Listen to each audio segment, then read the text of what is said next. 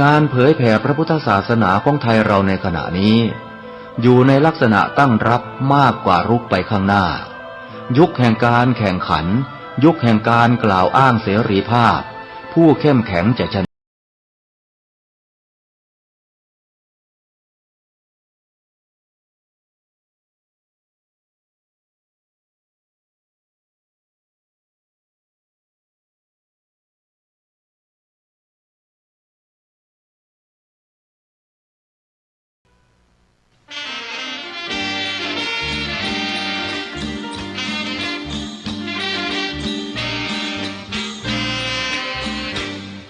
สิก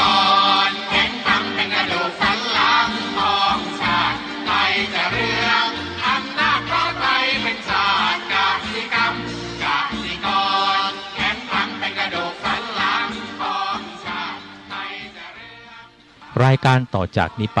ขอเชิญท่านผู้ฟังทุกท่านเข้าสู่รายการดีมีคุณค่าน่าติดตามรายการเกษตรเพื่อชีวิตดำเนินรายการโดยกลุ่มรักเกษตรประสานงานโดยนายพิชัยคงพิทักษ์คณะเกษตรมหาวิทยาลัยเชียงใหม่หมายเลขโทรศัพท์053944030ขอเชิญทุกท่านติดตามรับฟังได้ณบัดนี้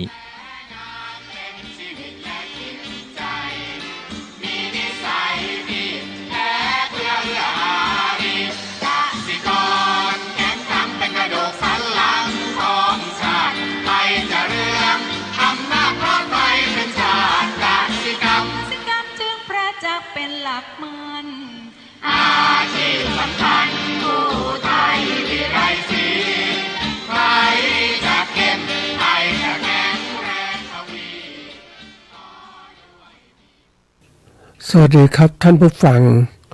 พบกับรายการความเข้าใจในธรรมเป็นรายการที่มุ่งให้ท่านผู้ฟังนำหลักธรรมะทางพระพุทธศาสนามาปฏิบัติเพื่อให้เกิดความเข้าใจในธรรมและได้รับผลของการปฏิบัติธรรมเห็นแจ้งแก่ใจเกิดความมุ่งมั่นในการปฏิบัติธรรมอย่างจริงจังการปฏิบัติธรรมเนี่ยก็จะมีแบ่งออกเป็น3ส่วนคือศีลสมาธิและปัญญาทีนี้ในการที่เราจะปฏิบัติตรงนี้คือความสำเร็จก็เร็วที่สุดก็คือเรื่องของการนำหลักธรรมมาพัฒนาจิตใจเรียกว่าภาวนาในเรื่องของสมาธิเป็นส่วนหนึ่งนะสมาธิคือแปลว่าความมีใจตั้งมั่นอยู่ในอารมณ์เดียวมีเทียบกับความหมายของสมถะก็คือสมถะเป็นธรรมเป็นเครื่องสงบระงับจิตหรือทำยังจิตให้สงบระงับจากนิวรณ์รูปกิเลสหรือการแปลว่าการฝึกจิตให้สงบเป็นสมาธินะทีนี้มันก็มีคำต่อก็คือว่าสมถกรรมฐานคือกรรมฐานคือสมถะงานฝึกจิตให้สงบนะอีกคำหนึ่งก็คือว่าสมถะภาวนาก็คือว่าแปลว่าการเจริญสมถะกรรมฐานทำจิตให้แน่วแน่เป็นสมาธิอีกคำหนึ่งก็คือว่าสมถญาณิกก็คือผู้มีสมถะเป็นญาณหมายถึงผู้เจริญสมถกรรมฐานจนได้ฌานก่อนแล้วจึงเจริญวิปัสสนาต่อนะอันนี้ก็ความหมายต่อเนื่องกับสมาธิแล้วก็สมถะนะทีนี้มาถึงว่าวันนี้จะพูดถึงเรื่องของการฝึกสมาธิตามแนวหลวงพ่อปริยังซึ่งเป็นการฝึกสมาธิ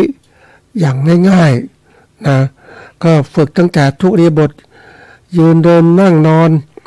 เดินจงกรมนั่งสมาธินะทีนี้ก็อยากให้ท่านผู้ฟังมีเวลาของการฝึกคือนั่งสมาธินี่แหละนะอันนี้ก็จะเป็นสมาธิแบบง่ายๆนะเป็นสมาธิเรียกว่าสมาธิไฮเทคก็คือทำน้อยได้มากคือทำแบบค่อยๆสะสมใช้เวลา30 นาทีนะอันนี้เพื่อให้ท่านผู้ปฏิบัติเรียกว่าปฏิบัติอย่างสบาย ไม่เขาเรียกว่าไม่เข้มงวดเกินไปแต่ว่าสะสมพลังจิตได้มากขึ้นแล้วก็เมื่อได้มากก็อยากจะทำต่อก็แล้วแต่นะการฝึกสมาธิแบบนั่งสมาธิหลายคนก็คงจะรู้นั่งสมาธิคือหาที่สงบเรียบที่นั่งอาจจะปูสนะหรือนั่งเก้าอี้ก็ได้แล้วก็นั่งคืออาจจะนั่งเก้าอี้ก็สบายแต่นั่งสมาธิคือนั่งขัดสมาธิคือเท้าขวาทับเข่าซ้ายมือขวาทับมือหงายทับมือซ้ายวางอยู่บนตักนี้ก่อนนั่งก็จะใช้คำภาวนาบริกรรมนะคือคำอธิษฐานก่อนนั่งสมาธินะก็มีคือว่าตามท่านผู้นำก็คือคำว่าข้าพเจ้าระลึกถึงคุณพระพุทธเจ้าคุณพระธรรมคุณพระสงฆ์คุณบิดามารดาคุณครูบาอาจารย์จงมาดลบันดาลให้ใจของข้าพเจ้าจงรวมลงเป็นสมาธิพุทโธธัมโมสังโฆพุทโธธัมโมสังโฆพุทโธธัมโมสังโฆพุทโธพุทโธพุทโธอันนี้ก็นั่งบริกรรมในใจว่าพุทโธพุทโธพุทโธให้จิตสงบตั้งมั่นอยู่ในอารมณ์ของพุทโธอย่างเดียวจนครบ30นาทีนี้เมื่อครบ30นาทีแล้วก่อนออกจากสมาธินะก็กล่าวคำอธิษฐานแผ่เมตตาหลังนั่งสมาธิว่าพร้อมกันนะสัพเพสัตตาสัทธาโหนตุอาเวลาสุขาชีวิโน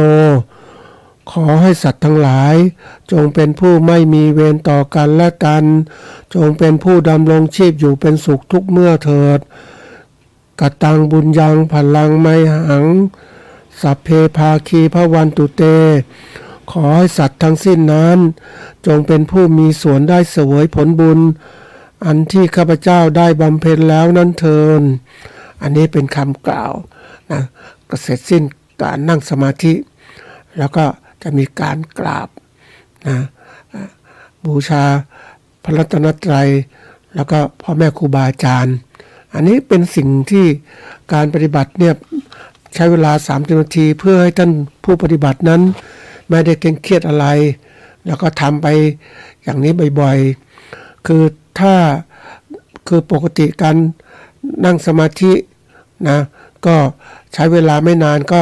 เวทนายังไม่มายังไม่ถึง30นาทีก็ยังไม่พบหรอกก็ทำจิตใจสบายอารมณ์ตั้งมั่นแต่จะนั่งนานกว่านั้นก็แล้วแต่อันนี้เป็นสิ่งที่เขาเรียกว่าผู้ปฏิบัติ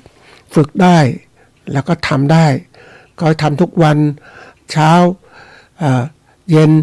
หรือเวลาไหนว่างๆก็ทำนั่งสมาธิทำให้จิตเป็นหนึ่งไม่ต้องคิดอะไรบริกรรมอย่างเดียวพุทโธพุทโธพุทโธอารมณ์เดียวก็อันนี้ก็จะเป็นการสะสมพลังจิตเมื่อพลังจิตมากขึ้นนะจนถึงฌานที่4ก็เข้าสู่วิปัสสนาอันนี้คือเป็นหลักการเบื้องต้นของการนั่งสมาธิต่อไปนี้ขอให้ญาติโยมทั้งหลายพากันตั้งใจที่จะทำความสงบในเบื้องต้นนี้ก็ให้ว่าตามอาตมาทุกคน ข้าพเจ้าระลึกถึงคุณพระพุทธเจ้าคุณพระธรรมคุณพระสงฆ์คุณบิดามารดาคุณครูบาอาจารย์จงมาดลบันดาลให้ใจของข้าพเจ้าจงรวมลงเป็นสมาธิพุทโธธัมโมสังโฆพุทโธธัมโมสังโฆพุทโธธัมโมสังโฆพุทโธพุทโธพุทโธนี่ก็ให้นึกไว้ในใจนั่งขัดสมาธิขาเบื้องขวาทับขาเบื้องซ้าย มือเบื้องขวาหงายทับมือเบื้องซ้ายวางไว้บนตักหลับตานึกพุทโธในใจนึกไว้ในใจนั้นอย่าให้กลั้นใจให้กำหนดจิตนั้นให้เที่ยงอย่าให้จิตนี้สายแสไปตามอารมณ์ต่างๆให้จิตนั้นอยู่ที่จิตใจนั้นอยู่ที่ใจเมื่อกำหนดได้นั้นก็พยายามถ้าหากว่าใจนี้มันจะสายแสไปในทางโน้นทางนี้เราก็ดึงมันกลับมาอยู่ที่พุทโธถ้ามันยังนึกไปอีกเราก็ดึงมันกลับมาอีกอยู่อย่างนั้นเมื่อเราทำอยู่อย่างนั้นในไม่ช้าจิตนี้ก็จะอยู่จิตที่อยู่นั่นก็คือตั้งมั่นไม่หวั่นไหวไปตามอารมณ์จิตก็ถือว่าเป็นสมาธิเป็นสมาธินั้นมีอยู่3ประการสมาธิเบื้องต่ำสมาธิเบื้องกลางและสมาธิขั้นสูงสมาธิเบื้องต่ำนั้นเรียกว่าคณิกะสมาธิสมาธิที่เป็นคณิกะคือสมาธิเฉียดๆหรือเรียกว่าสมาธิเบื้องต้นก็หมายถึงว่าต้องใช้คำบริกรรมจึงจะเป็นสมาธิเมื่อจิตเป็นสมาธิแล้วจะมีอาการอย่างหนึ่งเกิดขึ้นอาการอย่างหนึ่งนั้นคือการจิตเข้าภวังค์จิตเข้าภวังค์ก็เหมือนกับเรานอนหลับเมื่อเรานึกพุทโธพุทโธไปจิตเข้าภวังค์ก็จะรู้สึกว่ามันหายไปหรือบางทีก็ลืมพุทโธไป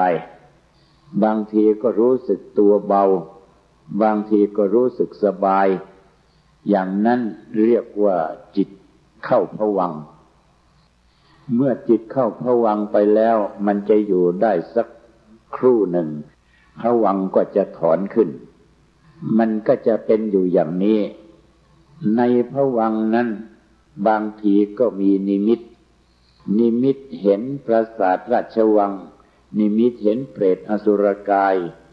นิมิตเห็นบ้านนิมิตเห็นถนนนิมิตเห็นภูเขานิมิตเห็นอากาศดวงเดือนดวงดาวอะไรต่างๆเวลาจิตเข้าภวังค์นั้นสามารถที่จะเห็นเป็นนิมิตได้แต่นิมิตเหล่านี้ไม่ควรที่จะยึดถือว่าเป็นจริงเพราะมันเป็นส่วนหนึ่งของสัญญาหรือเรียกว่าเป็นส่วนหนึ่งของความที่เคยจำไว้หมายเอาไว้แต่อดีตเพราะฉะนั้นนิมิตจึงเป็นอารมณ์ชนิดหนึ่งในนิมิตนั้นก็ถือว่าเป็นสมาธิขั้นคณิกะคือเป็นสมาธิเพียงชั้นต่ำถ้าเราเห็นเป็นนิมิตต่างๆนั้นเราต้องไม่ยึดถ้าเรายึดอยู่ในนิมิตถือว่าเรายังอยู่ในสมาธิขั้นต่ำอยู่และถ้าหากว่าเรายิ่งยึดนิมิตมากเท่าไรจิตนั้นจะไม่มีเวลาที่จะสูงขึ้นไปได้จำเป็นที่จะต้องไม่ยึดในนิมิตนั้นแต่ถ้าหากว่าผู้ใดไม่มีนิมิตเสียก็ไม่เห็นไม่เป็นไรเพราะว่านิมิตนั้นเป็นส่วนหนึ่งของอารมณ์เท่านั้นเองบางคนก็พูดว่าฉันนั่งมาตั้งนานไม่เห็นอะไรเลยอันนั่นแหละมันเป็นการดีผู้ที่ไม่เห็นอะไรเลยก็คือผู้ที่ไม่ค่อยจะมีอุปทานมากนักคนที่มีนิมิตมากๆก็คือคนที่มีอุปทานมากไปนิมิตก็เกิดขึ้นแต่นิมิตนั้นมันก็ไม่ได้ทำความเสียหายอะไรให้กับสมาธิมันเป็นเพียงสิ่งบอกเหตุบางสิ่งบางประการเท่านั้นถ้าผู้ใดไปถือนิมิตเป็นสาระประโยชน์ผู้นั้นก็เป็นผู้ที่ยังอยู่ในภาวะของจิตเป็นคณิกะในภวังค์นั้นจะต้องมี เหมือนกันกับที่เราทำจิตเข้าภวังค์คือสงบไปเมื่อจิตเข้าภวังค์สงบไปนั้นมันจะเกิดสิ่งหนึ่งที่เข้าไปอยู่ในภวังค์นั้นเกิดความสบายเราจะรู้สึกว่ามันมีความสบายและอิ่มเอิบในที่นั้นมีความสบายและอิ่มเอิบในที่นั้นนั่นก็คือจิตของเราได้เป็นสมาธิขั้นหนึ่งแล้วความสบายที่มีอยู่ในที่นั้นเป็นความสบายที่มีความปกติธรรมดาแต่สมาธิที่เป็นคณิกะนี้จำเป็นที่เราจะต้องทำให้เกิดขึ้นให้มากเมื่อทำเกิดขึ้นให้มากแล้วความสบายต่างๆนี้มันจะมีความแตกต่างกันตามลำดับที่ว่าแตกต่างนั่นคือแตกต่างด้วยความละเอียดอ่อนในภวังค์นั้นอาจจะเกิดความละเอียดอ่อนขึ้นมาซึ่งบางครั้งนั้นมันจะลึกซึ้งลงไปแต่บางครั้งมันก็ไม่ค่อยจะลึกซึ้งนักอาการกริยาเหล่านี้เราก็ไม่จำเป็นต้องเอาใจใส่นักเพราะว่าความสบายก็ดีความซึ้งก็ดีหรือความอิ่มเอิบอะไรต่างๆก็ดีเหล่านี้ก็ล้วนแล้วแต่เป็นเรื่องของปฐมฌานทั้งนั้นหรือเป็นเรื่องของสมาธิขั้นต้นทั้งนั้นเองแต่ว่าบุคคลผู้ที่จะก้าวล่วงสมาธิขั้นต้นนั้นก็ไม่ใช่ง่ายนักก็จำเป็นที่จะต้องอยู่ด้วยความสบายนั่นไปก่อนแต่ทุกคนที่ทำสมาธิก็ต้องการความสบายนั่นเองเมื่อความสบายเกิดขึ้นเขาก็อยู่เป็นวิหารธรรมมีความประสงค์และปรารถนาที่จะให้ความสบายเหล่านั้นเกิดขึ้นมาอีกเมื่อความสบายเหล่านั้นเกิดขึ้นมาได้ตามปกติอย่างนั้นแล้วความสบายเหล่านั้นก็กลับกลายเป็นสิ่งที่ทำให้เกิดศรัทธาคนเราในเบื้องต้นที่จะทำสมาธิต่อไปนานๆนั้นจะต้องมีความสบายเป็นเครื่องจูงใจจึงจะสามารถทำให้เราเกิดศรัทธามีความเชื่อและมีความประสงค์ที่จะทำความสบายเหล่านั้นให้เกิดขึ้นเมื่อเราทำได้เรื่องของคณิกะเนี่ยมันก็จะมีการรวมตัวมากยิ่งขึ้นเพราะการทำสมาธินั่นท่านเปรียบเหมือนกับการให้อาหารแก่ร่างกายนั้นจะมีกำลังเรี่ยวแรงได้ก็ต่อเมื่อมีอาหาร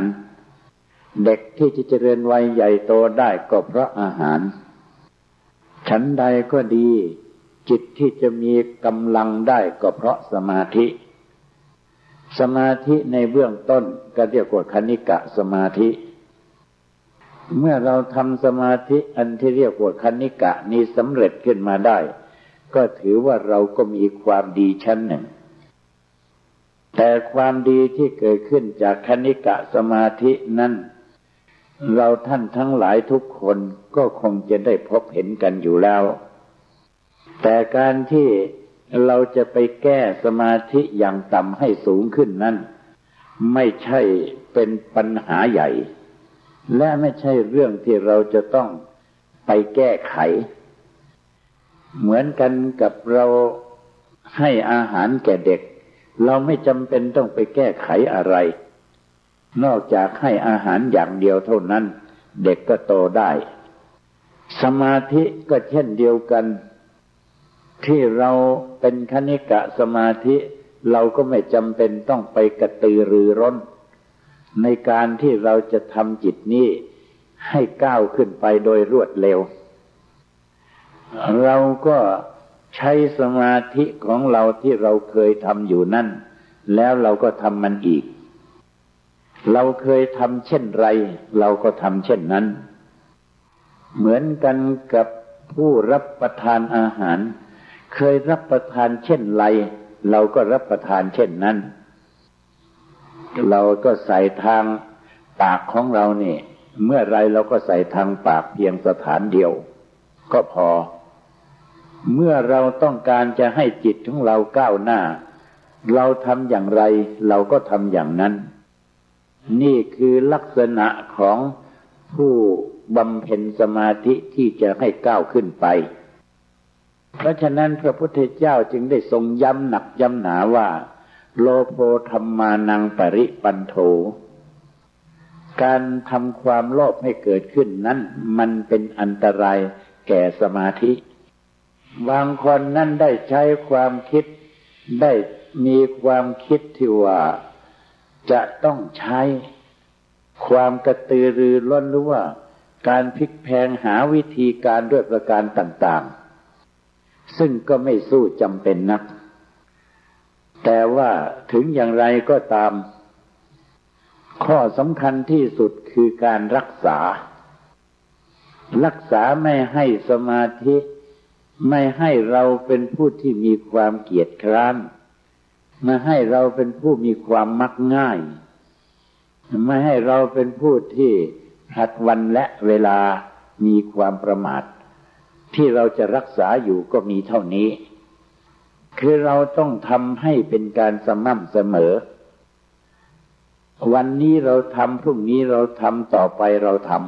ำคือเราทำให้เป็นการสม่ำเสมอถึงมันจะดีถึงมันจะไม่ดีถึงจะเป็นอะไรก็ทำไปอย่างนั้นอย่างนี้เรียกว่าการเจริญให้มากก็ทำให้มากทำไปด้วยความสม่ำเสมอเช่นเดียวกันกับผู้รับประทานอาหารอย่างน่าเบื่อหน่ายของมนุษย์ทานเช้าทานกลางวันทานเย็นทานเช้าทานกลางวันทานเย็นทานเช้าทานกลางวันทานเย็นปีแล้วปีเล่าเดือนแล้วเดือนเล่าก็ทานกันอยู่นี่แหละอร่อยบ้างไม่อร่อยบ้างดีบ้างไม่ดีบ้างก็ว่ากันไปแต่ไม่ทานก็ไม่ได้มันจะตายเอาแต่ทานมันก็รู้สึกว่ามันซ้ำแล้วก็ซ้ำเล่าซ้ำซากอยู่ตลอดไปฉันใดก็ดีการทำสมาธิก็เช่นเดียวกับเรารับประทานอาหารเราก็ทำซ้ำแล้วก็ซ้ำเล่าซ้ำแล้วก็ซ้ำเล่าอยู่นี่แหละถ้าเราไม่ทำเมื่อไรจิตเราจะมีพลังถ้าเราไม่ทำเราจะไปรอวันไหนให้จิตเรามีพลังมันก็รอไม่ได้เพราะว่าการที่เราจะไปรอให้คนอื่นเขาส่งพลังมาให้เรานั้นมันเป็นเรื่องผิดปกติวิสัยคือมันเป็นไปไม่ได้พลังที่จะให้เกิดขึ้นนั้นมันเกิดขึ้นมาเองด้วยการกระทำของเราฉันใดก็ดีเหมือนกันกับผู้รับประทานอาหารเราจะไปให้คนอื่นเขารับประทานแทนเรามันก็รับประทานไม่ได้เราอยากอิ่มเราก็ต้องรับประทานเองเราอยากแข็งแรงเราก็ต้องทานเข้าไปเองถึงแม้ว่ามันจะเป็นการน่าเบื่อหน่ายแค่ไหนแต่มันเบื่อหน่ายไม่ได้ก็เพราะมันหิวคนทุกวันถ้าไม่ทานมันก็หิวแล้วมื้อสองมื้อก็แย่แล้วแต่ว่าสำหรับส่วนใจของเราเนี่ยมันไม่มีความหิวจำเป็นเหมือนกับร่างกายก็เลยเกิดความประมาทเมื่อไรทำก็ได้คือมันไม่เกิดความหิวแต่คนไม่รู้หรอกว่าเมื่อไม่ทำสมาธิแล้วนี่จิตมันมีความฟุ้งซ่านจิตมันมีความกังวลจิตมันมีความวุ่นวายนั่นแหละคือความผิดปกติเมื่อความวุ่นวายความกังวลทุกสิ่งทุกอย่างที่เกิดขึ้นนั้นเราก็ไม่สามารถที่จะควบคุมจิตได้คือไม่สามารถที่จะควบคุมได้ก็เพราะเหตุเราไม่มีกำลังเพียงพอเมื่อไม่มีกำลังเพียงพอเราควบคุมไม่ได้เราก็เกิดความเดือดร้อนบุคคลทั้งหลายที่ไม่มีสมาธินั้นไม่มีการควบคุมจิตใจก็ตัดสินใจผิดพลาดเมื่อเกิดการตัดสินใจผิดพลาดบุคคลพวกนั้นก็เสียใจภายหลังว่าเราไม่ควรทำไมเราถึงทำไปเพราะความโมโหเพราะความฉุนเฉียวเพราะความไม่พอใจเพราะความที่ควบคุมจิตใจไม่ได้ก็เลยทำไปนี่ก็เป็นเรื่องของสมาธิ คือเป็นเรื่องของสมาธิที่อ่อนแอเมื่ออ่อนแอแล้วการควบคุมจิตใจนั่นก็ควบคุมไม่ไหวในเรื่องของสมาธินี้ก็เช่นเดียวกันถ้าหากว่าเราได้พยายามทำจิตของเราอยู่สม่ำเสมอมีพละมีกำลังอยู่สม่ำเสมอเราก็สามารถที่จะทำให้เกิดพลังขึ้นมาได้เพิ่มเติมขึ้นมาได้เมื่อเพิ่มเติมขึ้นมาได้เราก็มีส่วนคือเรามีส่วนที่ได้ดีกว่าบุคคลผู้ที่ไม่ทำมากมายเรียกว่ามีส่วนที่เพิ่มพูนพละกำลังยิ่งขึ้นเพราะฉะนั้นเรื่องของสมาธิในเบื้องต้นนี้จึงเป็นสมาธิที่เราจะใช้โดยทั่วไปเราสามารถที่เราจะใช้ได้คือประโยชน์ใช้สอยมีเกิดขึ้นเราลองคิดดูว่าเมื่อเราเลี้ยงลูกของเราโตขึ้นมาแล้วเราจะให้มันทำอะไรเราก็ให้มันหุงข้าวแทนเราให้มันทำงานแทนเราให้มันปัดกวาดบ้านมันก็มีโอกาสทำได้ฉันใดจิตของเราในเมื่อเราพยายามที่กระทำให้เกิดขึ้นแล้วจนกระทั่งสามารถควบคุมจิตใจได้แล้วก็สามารถที่จะบังคับให้จิตใจนี้เดินไปในทางที่เราต้องการทางที่เราต้องการนั้นคือทางสวรรค์นิพพานหรือเรียกว่าทางบุญทางกุศลเมื่อเรามีความควบคุมจิตใจได้เราก็ไปวัดได้เราก็ไปปฏิบัติได้เราก็ทำบุญทำทานได้เราก็สร้างกุศลได้ทุกอย่างนี่คือผลพวงที่เกิดขึ้นมาจากสมาธิในเบื้องต้นก็เห็นป่านนี้แล้วเรียกว่ามีผลมหาศาลแต่ว่าเมื่อมีผลขึ้นมาแล้วนั้นอยู่ที่การที่เราจะทำต่อเนื่องต่อไปการทำต่อเนื่องต่อไปนั้นก็คือการกระทำโดยที่ไม่มีความหยุดยั้งหรือเรียกว่าหยุดหย่อนการกระทำที่ไม่มีการหยุดยั้งและหยุดหย่อนนั้นแหละที่จะทำให้จิตของเราเข้าสู่อุปจาระอุปจาระนั้นได้แก่จิตที่เพิ่มพูนกำลังขึ้นมากแล้วถือว่าเป็นผู้ใหญ่ถ้าจะพูดก็คือได้เป็นหนุ่มขึ้นมาแล้วอุปจารสมาธินั้นเมื่อเราบริกรรมพุทโธพุทโธไปก็ถือว่าเป็นการกระทำจิตในเบื้องต้นแต่เมื่อเราไม่บริกรรมพุทโธแล้วจิตนั้นมันก็ตั้งอยู่ได้แล้วก็ตั้งอยู่ได้ตามความประสงค์อย่างนั้นเรียกว่าอุปจารสมาธิอุปจารสมาธินี่เรียกว่าเป็นสมาธิที่มีกำลังเข้าขีดหรือเรียกว่าเข้าขั้นการทำสมาธิให้ถึงเข้าขีดเข้าขั้นได้นี้ผู้นั้นก็ต้องเป็นผู้ที่มีความพยายามอย่างสูงคือทำแล้วก็ทำอีกทำแล้วก็ทำอีกทำจนกระทั่งถึงได้ก็เรียกว่าทำถึงอุปจารสมาธิการทำอุปจารสมาธิให้เกิดขึ้นนั้นเป็นพลังคือเป็นพลังใหญ่การเป็นพลังใหญ่นั้นคือสามารถที่จะทำได้หลายอย่าง บางคนนั้นหรือว่าพวกฤาษีนั้นเขาก็ทำไปในทางฌานให้สูงขึ้นคือทุติยฌานตติยฌานจตุตฌานแล้วก็ไปถึงอรูปฌานคืออากาสัญญัญจายตนะฌานวิญญาณัญจายตนะฌานอากิญจัญญายตนะฌานเนวสัญญานาสัญญายตนะฌานอันนี้ก็ไปทางโลกียฌานเมื่อทำไปอย่างนี้ก็จะไปถึงอัปปนาสมาธิคือสมาธิชั้นสูงสุด สมาธิขั้นสูงสุดนั้นเรียกว่าเป็นสมาธิที่ประกอบไปด้วยฌานสมาบัติที่เรียกว่าเป็นสมาบัติ8สมาบัติ8นั่นก็คือปฐมฌานทุติยฌานตติยฌานจตุตฌานเป็น4อากาสานัญจายตนะฌานวิญญาณัญจายตนะฌานอากิญจัญญายตนะฌานเนวสัญญานาสัญญายตนะฌานนั่นเรียกว่าอารูปฌาน4 2 4เป็น8เรียกว่าสมาบัติ8ผู้ที่ได้สมาบัติ8นั้น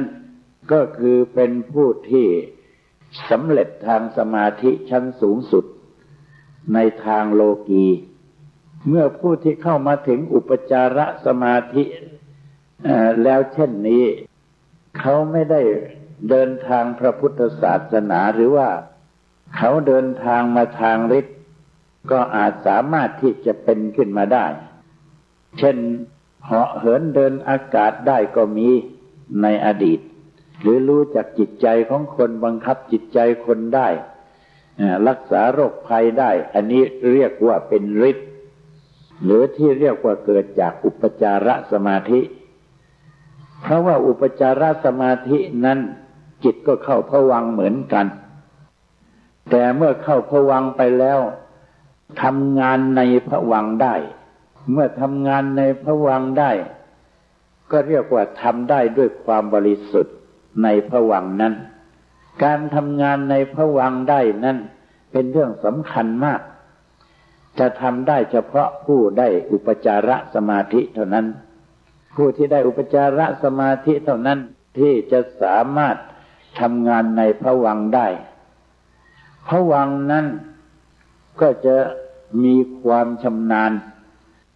เพราะการเข้าภวังค์นั้นต้องอาศัยเข้าหลายร้อยครั้งนับครั้งไม่ถ้วนเรียกว่าเข้าแล้วเข้าอีกเข้าแล้วเข้าอีกก็เกิดความชำนาญขึ้นเรียกว่าวสีความชำนาญอันนี้แหละที่เรียกว่าเป็นอุปจารสมาธิพอเวลาที่เข้าไปอยู่ในภวังค์นั้นมันจะมีสิ่งหนึ่งเกิดขึ้นในจิตสิ่งที่เกิดขึ้นในจิตนั้นก็คือกระแสจิตหรือเรียกว่าดวงตาทิพย์คือหลับตาเนี่ยแต่มันมองเห็นก็คือมองเห็นในลักษณะที่ต้องการจะมองเห็นอะไรก็เห็นสิ่งนั้น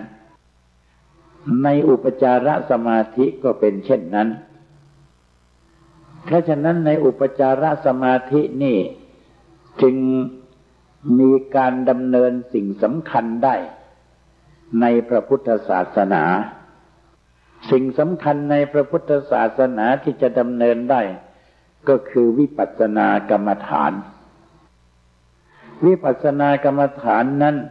คือทำเกิดขึ้นได้ในขณะที่เป็นอุปจารสมาธิดำเนินวิปัสสนากรรมฐานได้เนื่องเพราะเหตุว่า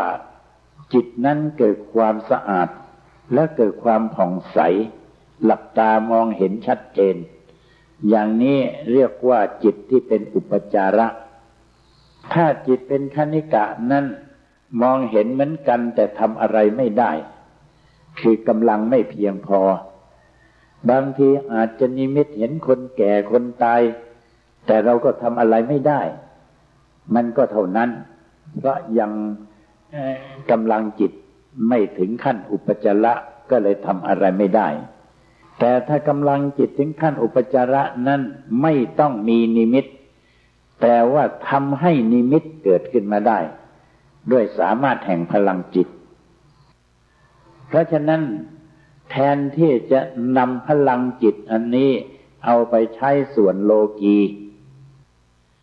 ก็นำเอาพลังจิตนี้มาใช้ส่วนโลกุตระเสียพระพุทธองค์นั้นต้องการจะให้บุคคลพ้นจากกิเลสและพ้นจากความเกิดแก่เจ็บตายในสังสารวัฏนี้พระองค์จึงได้แนะในการปฏิบัติจิตว่าไม่ให้ไปหลงในทางโลกียะหรือเรียกว่าโลกียฌาน ให้จิตนี้น้อมเข้าสู่วิปัสสนาเพราะพลังจิตในขณะนั้นถือว่าได้สะสมมาเป็นอันมากคือได้สะสมมามากแล้ว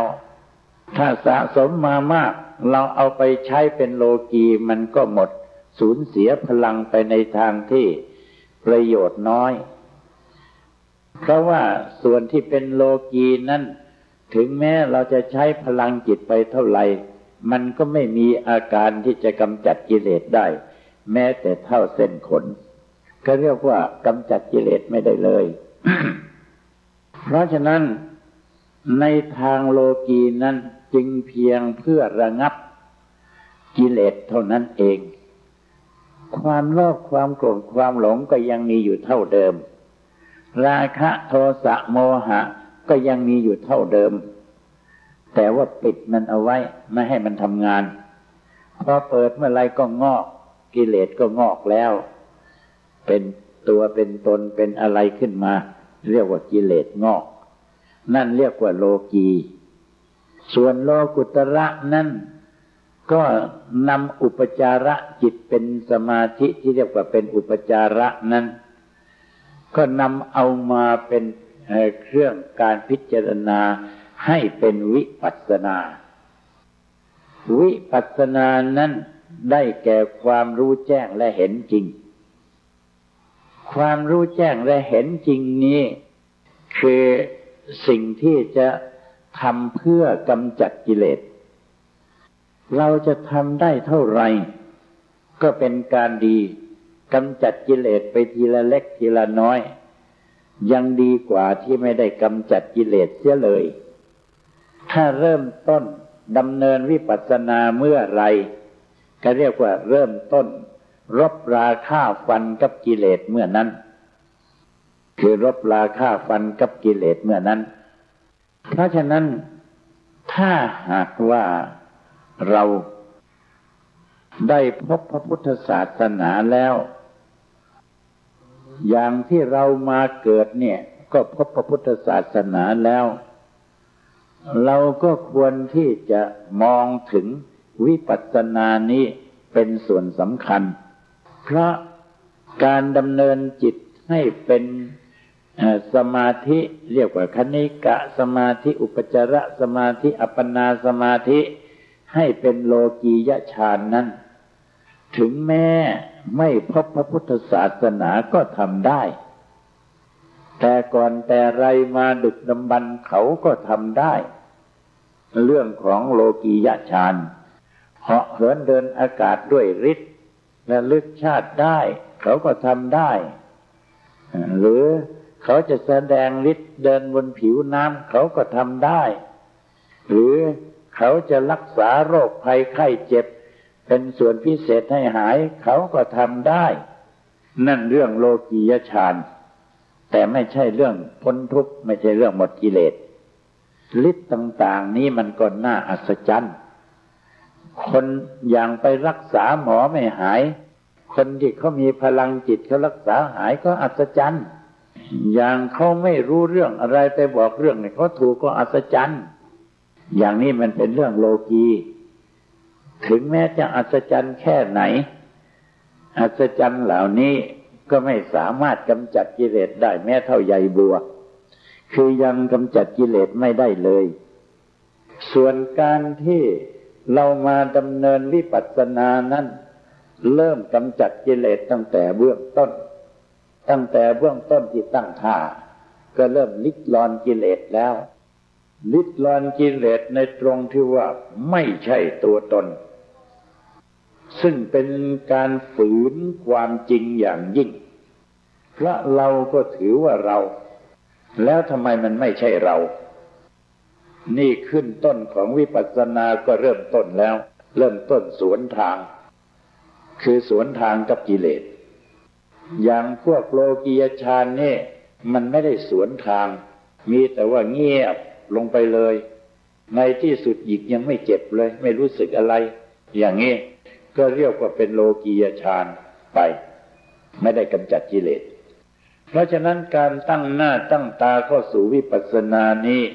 จึงเป็นการตั้งหน้าตั้งตาเข้าสู่ความกำจัดกิเลส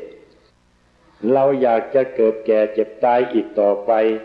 เราอยากจะทุกข์ยากในโลกนี้อีกนับร้อยนับพันนับหมื่นนับแสนนับล้านนับโกรธชาติอย่างนั้นหรือ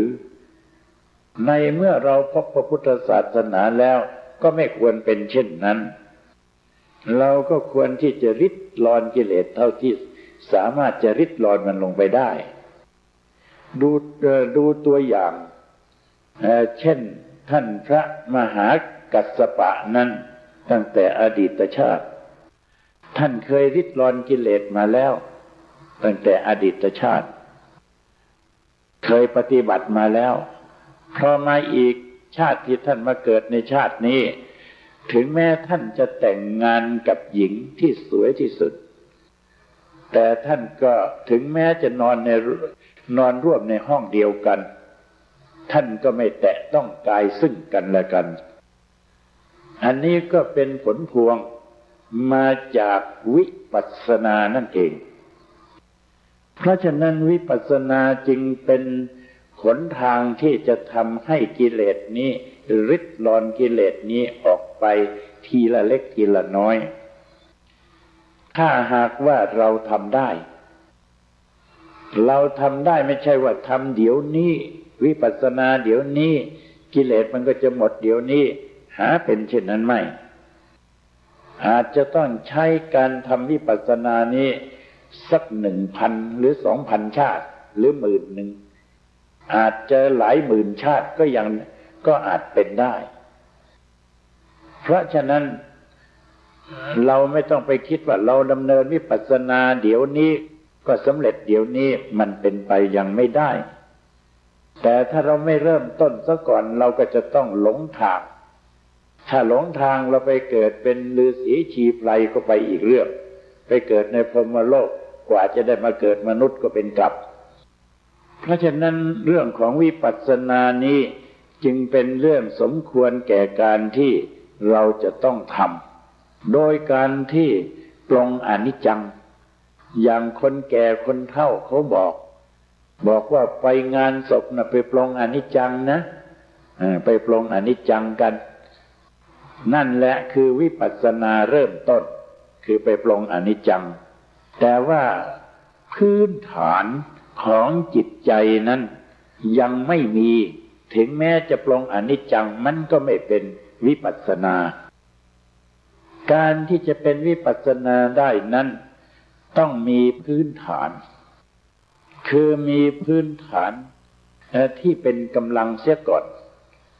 คือสมาธิที่เป็นอุปจารและเราก็พิจารณาเข้าไปว่าร่างกายอันนี้อนิจจังเป็นของไม่เที่ยงทุกขังเป็นทุกข์อนัตตาไม่ใช่ตัวตนอย่างนี้ท่านเรียกว่าไตรลักษณ์ไตรลักษณ์นั่นน่ะเป็นสิ่งที่เป็นคำสูงมากผู้ปฏิบัติเข้าถึงขั้นนั้นถือว่าเป็นผู้ปฏิบัติเข้าขั้นคือเข้าขั้นวิปัสสนาถ้าหากว่าดำเนินถึงไตรลักษณ์อนิจจังนั้นเราก็เห็นแล้วว่าความแก่ความสลายตัวความเจ็บไข้ได้ป่วยความผิดเพี้ยนผัดเพี้ยนหรือความเปลี่ยนแปลงต่างๆไปเดี๋ยวพ่อตายก่อนลูกลูกตายก่อนพ่อแม่ตายก่อนลูกลูกตายก่อนแม่หลานตายก่อนน้าน้าตายก่อนหลานลุงตายก่อนหลานหลานตายก่อนลุงมันก็ไม่เที่ยงเรียกว่าอนิจจังเราจะเอาสิ่งเที่ยงที่ไหนอันนี้ก็เรียกว่าเป็นอุบายวิปัสสนาที่เราควรจะต้องทำให้เกิดขึ้นในขณะเรานั่งสมาธิทุกขังความเป็นทุกข์ต่างๆเราก็ปรากฏอยู่ทุกข์ด้วยความไม่สบายทุกข์ด้วยความปวดเมื่อยทุกข์ด้วยความลำเค็ญต่างๆความลำเค็ญที่ปรารถนาสิ่งใดไม่ได้สมความปรารถนาต้องการแต่มันก็ไม่ได้ตามความต้องการเจ็บใจนักนั่นแหละเรียกว่าความทุกข์ใครเล่าที่ไม่เคยเจ็บใจใครเล่าที่ไม่เคยโมโห ใครเล่าที่ไม่เคยถูกคนอื่นทำร้ายจิตใจมันก็มีด้วยกันทั้งนั้นสิ่งที่เกิดขึ้นเหล่านี้เรียกว่าทุกขังความเป็นทุกข์อันนี้ก็เป็นอุบายหนึ่งของวิปัสสนาร่างกายของเรานี่จวนจะตายมันก็เรียกว่ามหาทุกข์วิ่งว่อนกันส่งโรงพยาบาลใส่ออกซิเจนใส่อะไรปั๊มหัวใจว่ากันกระลุกตึงตักในที่สุดสู้ได้ก็ได้สู้ไม่ได้ก็ตายไปอันนั้นเรียกว่าทุกขังความเป็นทุกข์อนัตตาความไม่ใช่ตัวตนเขาเรียกว่าอนัตตาไม่ใช่ตัวตนก็เพราะร่างกายอันนี้มันเป็นธาตุใครไปถือว่าเป็นตัวได้ยังไงส่วนแข็งเป็นธาตุดินส่วนอ่อนๆเหลวๆก็เป็นธาตุน้ำส่วนใดพัดไปพัดมาก็ธาตุลมส่วนใดเร่าร้อนก็เป็นธาตุไฟก็ธาตุทั้งสี่ดินน้ำไฟลมก็เห็นกันอยู่อย่างเราเอาไปเผาไฟอย่างนี้ร่างกายของเราไปเผาไฟบางทีน้ำเหลืองออกมาไฟเผาก็ร้อนเดือดฉี่ออกมานั่นแหละเรียกว่าน้ำดินน้ำไฟลมกระจายลงไปก็หมดเหลือแต่ดินอันนี้ก็เรียกว่าอนัตตาความไม่ใช่ตัวตนถ้าเป็นตัวตนนะเราต้องบอกมันได้เพราะบอกมันไม่ได้จึงไม่ใช่ตัวตนแกอย่าแก่นะแกอย่าตายนะว่าวันอีกสักวันสองวันสักก่อนค่อยตายวันนี้อย่าเพิ่งตายก็แล้วกันก็บอกไม่ได้ทั้งสิ้นเพราะฉะนั้นจึงไม่ใช่ตัวตนเพราะมันไม่ได้อยู่ในอำนาจบังคับบัญชาของเราอย่างที่อธิบายมานี้เรียกว่าไตรลักษณ์ถ้าเรานั่งสมาธิไปจิตเป็นอุปจาระเราก็นึกสิ่งเหล่านี้ขึ้นมาจะไปนึกอนัตตาก็ได้จะไปนึกทุกขังก็ได้จะเป็นนึกอนิจจังก็ได้พอเรานึกปลงไปนี่กิเลสมันจะค่อยตกสะเก็ดหลุดไปเดี๋ยวตรงนั้นก็หลุดไปเดี๋ยวตรงนี้ก็หลุดไปหลอกกิเลสในเมื่อเราทำถูกเหมือนกันกับเราจะค้อนต้นไม้เราก็ตัดโคนมันอย่างนี้เป็นต้นการที่จะให้เกิดความที่เป็นวิปัสสนาแท้จริงก็คือมองดูอัตภาพร่างกายให้เห็นความแตกสลายให้เห็นความเน่าเปื่อยให้เห็นความที่มันจะต้องกลายเป็นดินน้ำไฟลมไม่มีสภาพที่เป็นร่างกายเหลืออยู่หลับตามองดูอุปจารสมาธินั้นสมาธิอยู่ในภวังค์เมื่อเป็นเช่นนั้นมันก็สามารถมองเห็นได้เมื่อมองเห็นได้ก็เกิดสิ่งหนึ่งขึ้นมาในใจสิ่งนั้นคือวิปัสสนาหรือเรียกว่านิพพิทายานคือความเบื่อหน่ายความเบื่อหน่ายนั่นแหละเรียกว่าสิ่งหนึ่งที่เกิดขึ้นเรียกว่าเป็นวิปัสสนาดังเช่นท่านปัญจวัคคีย์ ท่านฟังอนัตตลักษณสูตรแล้วรูปัสสมิงปินิบินติท่านเบื่อหน่ายในรูปความเบื่อหน่ายอันนี้เรียกว่าวิปัสสนาแท้จริงเมื่อเราทำลงไปเมื่อไหร่เราถึงจะเกิดนิพพิทายานขึ้นมายังไม่เกิดหรือเราก็ทำมันไปเรื่อยๆมันก็มีสักวันหนึ่งมันจะเกิดขึ้นวิปัสสนานั้นหรือนิพพิทายานความเบื่อหน่ายนั้นไม่ใช่มันเกิด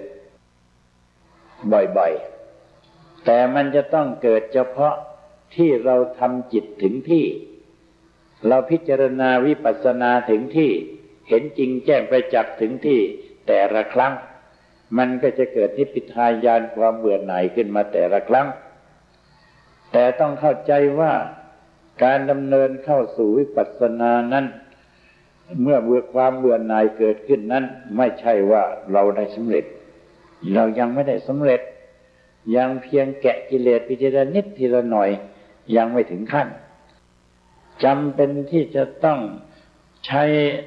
นิพพิทายานความเบื่อหน่ายขึ้นมานับครั้งไม่ถ้วนหรือเรียกว่านับชาติไม่ถ้วนก็แล้วกัน กว่าจะได้สำเร็จยกตัวอย่าง เช่นท่านยศกุลบุตรท่านยศกุลบุตรนั้นแต่อดีตชาติท่านเป็นผู้ที่เอาศพไปเผาเรียกว่าศพไม่มีญาติท่านจะทำบุญอย่างนั้นท่านยศกุลบุตรวันหนึ่งมีศพผู้หญิงคนหนึ่งอายุประมาณ16 ปีกำลังสาวแล้วก็ตายด้วยโรคกระทันหันท่านก็นำเอาศพเนี่ยขึ้นไปเผาในขั้นแรกนั่นเวลาอาบน้ำศพก็ดูสวยดีถ้าเผาไปมันเกิดไหม้น้ำเหลืองไหลดำเป็นตอตะโกท่านเกิดวิปัสสนาขึ้นท่านก็ไปเรียกเพื่อนของท่านมาอีก54 คนบอกว่าแหมฉันได้ความเบื่อหน่ายแล้วพวกนั้นก็มาพิจารณาก็เกิดนิพพานความเบื่อหน่ายเช่นเดียวกันเมื่อมาชาติที่ท่านเป็นพระยศกุลบุตรชาตินี้ท่านมาเห็นนางบำเลอที่เขาเอามาบำเลอท่านเป็นผู้หญิงสาวๆต่างๆนั่นน่ะก็นอนเปลือยกายบ้างน้ำลายไหลบ้างพอมองเห็นก็สังเวชสลดใจท่านก็เลยหนีจากปราสาทไปพบพระพุทธเจ้าที่ป่าอิสิปตนะมฤคทายวันอย่างนี้เมื่อท่านไปแล้วพบพระพุทธเจ้าแล้วพระพุทธเจ้าแสดงธรรมท่านก็ได้ตรัสรู้ท่านก็ได้สำเร็จเป็นพระอรหันต์นี่แหละการบำเพ็ญวิปัสสนานั้นต้องใช้ระยะเวลาอันยาวนาน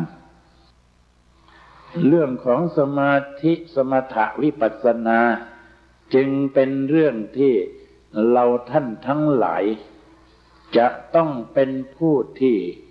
มีความตั้งใจพยายามกระทำให้เกิดขึ้นด้วยความสม่ำเสมอทำไปเลยทำไปเรื่อยๆทำไปเรื่อยๆด้วยความสามารถและด้วยความมั่นคงเราก็จะไปประสบผลสำเร็จซึ่งเป็นที่รอเราท่านทั้งหลายไม่ต้องเป็นห่วงที่สุดถึงที่สุดนั้นเราก็จะเป็นดอกบัวบานเหมือนกับท่านผู้บานแล้วท่านผู้บานแล้วผู้สำเร็จแล้วนั่นเยอะเราก็จะเป็นเช่นกับท่านผู้สำเร็จแล้วเช่นเดียวกันในเมื่อเรามาเริ่มต้นหนทางวิปัสสนาแล้ว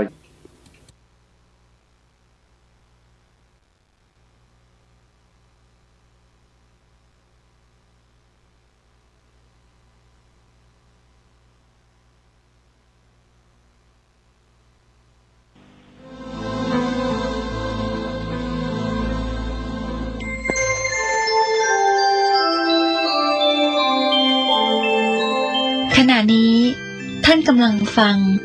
สถานีวิทยุกระจายเสียง FM 104.5 เมกะเฮิรตซ์